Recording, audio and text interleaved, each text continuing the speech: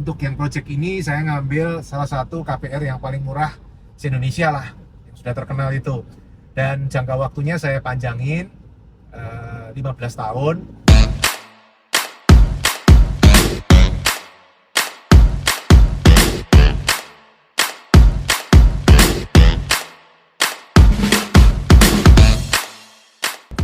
Nah, sekarang kita lanjut ke ruko project saya berikutnya. Project ini sih baru, saya uji coba juga. Harusnya kemarin ya, habis dari warteg langsung ke sini. Cuman kemarin nggak kekejar, macet ya. Kemarin langsung ngantri basket. Baru hari ini setelah tanding basket lagi, baru ke lokasi project berikutnya. Project berikutnya ini saya uji coba. Teman-teman jangan dicontoh loh ya, ini masih uji coba. Jadi tadinya saya itu kan prinsipnya income dari properti itu harus lebih besar dari angsuran. Nah, supaya income-nya lebih besar dari angsuran, income kan kurang lebih segitu-segitu aja. Makanya saya cari properti yang murah-murah, 200, 300, 500 juta, supaya walaupun income-nya jelek, tetap bisa nutup angsuran, karena angsurannya kan rendah. Kalau harga propertinya rendah, angsurannya rendah. Prinsipnya kan seperti itu. Nah, tapi dapatnya kan berarti properti-properti yang di pinggir-pinggir kota atau bahkan luar kota, bahkan udah jauh dari kota, hampir sampai ujung dunia lah daerahnya seperti itu. Nah, ini sekarang saya mulai tes nih. Saya cari properti yang di tengah kota, lebih mahal, tapi strateginya sekarang kita ganti. Cara lain untuk menurunkan angsuran adalah dengan kalau propertinya mahal, angsurannya dipanjangin jangka waktunya dan cari kredit yang murah. Nah, ini saya tes di sini nih. Untuk yang project ini saya ngambil salah satu KPR yang paling murah se-Indonesia lah, sudah terkenal itu. Dan jangka waktunya saya panjangin 15 tahun. Biasa kan project-project saya rata-rata 10 tahun. Nah, ini lebih panjang 15 tahun. Sehingga angsurannya masih mendekati ke income rata-rata minimarket atau properti saya. Ini rukonya mahal nih. Biasa saya kan punya target ruko paling 1,5 M ruko. Nah, ini juga aja 3,5 M, jauh sekali. Nah, tapi kita tes. Ya kan, kalau nggak dites nggak tahu.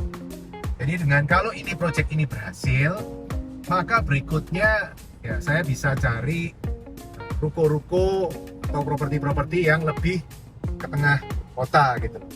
Ya, terutama yang perumahan-perumahan modern seperti ini. Nggak harus nyari yang di desa-desa di jauh-jauh gitu, enggak. Kita bisa cari yang lebih dekat. Nah, nanti kita lihat, ini project diperkirakan selesai akhir tahun ini, kemudian awal tahun depan mestinya sudah bisa buka tokonya. Nanti kita lihat apakah income-nya bisa lebih besar dari angsuran atau enggak. Mudah-mudahan bisa. Saya udah nyari, walaupun ini perumahan mewah, saya sudah nyari ruko yang paling murah tapi strategis. Jadi kalau ruko biasa-biasa 3 lantai, yang saya incer ini kebetulan cuma 2 lantai, jadi harganya lebih murah. Biasanya developer ini nggak mau jual ruko 2 lantai karena untungnya kecil kali ya. Nah, tapi mungkin karena COVID, nah, dia jual ruko yang 2 lantai atau gimana. Nah, pas saya ditawarin ya saya minat, makanya saya ambil nih. Ya, nanti kita lihat rukonya seperti apa. Sekarang kita menuju ke rukonya. Nah, ini daerahnya bagusnya itu adalah ini perumahan, jadi tidak banyak ruko, tapi di tengah-tengahnya ada beberapa unit ruko. Jadi istilahnya jumlah penduduknya banyak, tapi minimarketnya atau rukonya cuma sedikit. Nah, itu saya suka, itu yang model seperti itu saya suka, daripada sederetan ruko semua gitu kan, nanti pasti minimarketnya banyak banget gitu. Kalau gini ya minimarketnya lebih terbatas. Kita bisa milih lokasi yang bagus.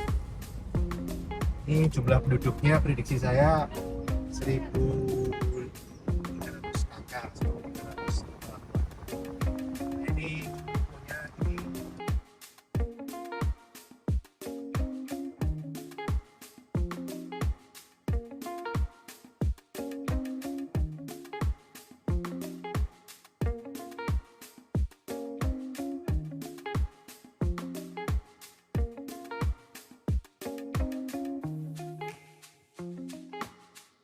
Nah, ini rukonya. Yang membuat saya senang ruko ini, walaupun di dalam perumahan mewah, karena perumahan mewah itu kan problemnya jumlah penduduknya terbatas ya. Nah, di sininya itu ada gang untuk ke pemukiman non perumahan. Nah, ini ada 2 gang, ke kiri dan ke kanan. Dan ini saya cek aksesnya cukup dalam, sehingga diharapkan orang juga bisa belanja dari sini nih. Di sini nih, kiri kanan ini bisa banyak penduduk dari downtown. Tapi ancamannya adalah ini tanah kosong, ini nih problem ini. Ini pasti suatu hari akan dibikin ruko oleh developer. Jadi mungkin ya, nggak tahu developernya berapa lama lagi.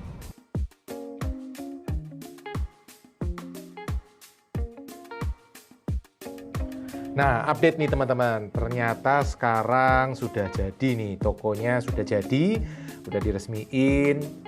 Nah, ini foto waktu persiapan buka. Kalau sekarang sih udah jalan dan hasilnya ya lu butuh waktu teman-teman ya, karena teman-teman lihat ini kan daerahnya memang masih sepi. Perumahannya modern, perumahan mewah di Tangerang Selatan, tapi butuh waktu untuk supaya rame. Dan lumayan, setelah jalan 3-4 bulan, toko sekarang sudah berjalan dengan baik dan cerah, kondisinya cerah sih. Ke depannya saya pengen lagi invest seperti ini di daerah perumahan mewah, karena ternyata memang solusinya ada, yaitu kita panjangin tenornya supaya jangka waktunya lebih panjang, angsurannya lebih murah, dan kita cari kredit yang bunganya murah sehingga angsuran totalnya bisa masuk. Kan income minimarket ya segitu-segitu aja. Oh ya teman-teman, biasa rakyat jelantah kaum umbi-umbian, jangan lupa ini adalah toko yang saya pakai KPR, jadi saya nggak beli cash. Kreditnya saya kalau nggak salah 15 tahun, karena ya saya udah uzur teman-teman ya, jadi nggak bisa 20 tahun, jadi maksimal cuma 15 tahun. Karena itu teman-teman, umur adalah aset. Ketika teman-teman berumur muda, itu adalah aset karena bisa KPR-nya jangka panjang dibanding yang sudah uzur seperti saya ini. Oke teman-teman, sampai ketemu di video yang lain. Mengikuti video hingga selesai. Untuk yang belum subscribe, ayo subscribe channel Pipo Hargianto dan klik lonceng notifikasi untuk mengikuti video-video selanjutnya. Teman-teman juga bisa mengikuti seminar-seminar gratis yang saya bagikan. Silakan daftar melalui nomor berikut.